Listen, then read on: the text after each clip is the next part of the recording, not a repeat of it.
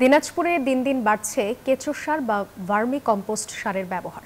গ্রামাঞ্চলে প্রায় বাড়িতেই ছোট বড় পরিসরে বেড়েছে এই সার তৈরির উদ্যোক্তার সংখ্যা। এ বিষয়ে বিস্তারিত জানাতে দিনাজপুর থেকে যুক্ত হচ্ছেন সহকর্মী ফখরুল হাসান পলাশ।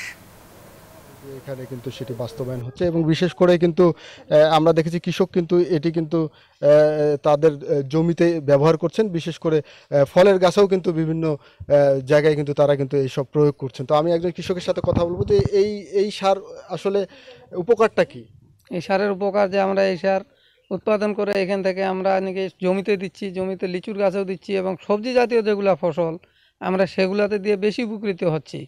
এবং পাশাপাশি আমার এলাকার যে কৃষকগুলো আছে ওনারাও আমার কাছ থেকে কিনে নিয়ে যাচ্ছে, নিয়ে যায় এনে ওনারাও উপকৃত হচ্ছে। ওনারাও এটা তৈরি করার জন্য এখন আগ্রহ হয়ে উঠতেছে কেঁচো সার। আমি এটাকে বাণিজ্যিকভাবে নিয়ে যাওয়ার চিন্তা করতেছি। কৃষি অফিসের সহযোগিতা আমাদের এটাতে আছে, ওনারা আমাকে সহযোগিতা করছে।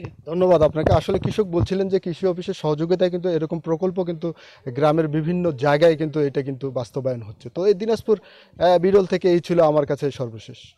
বান্ডেল থাকলে প্রতি সেনমানিতে টাকা বাঁচবে।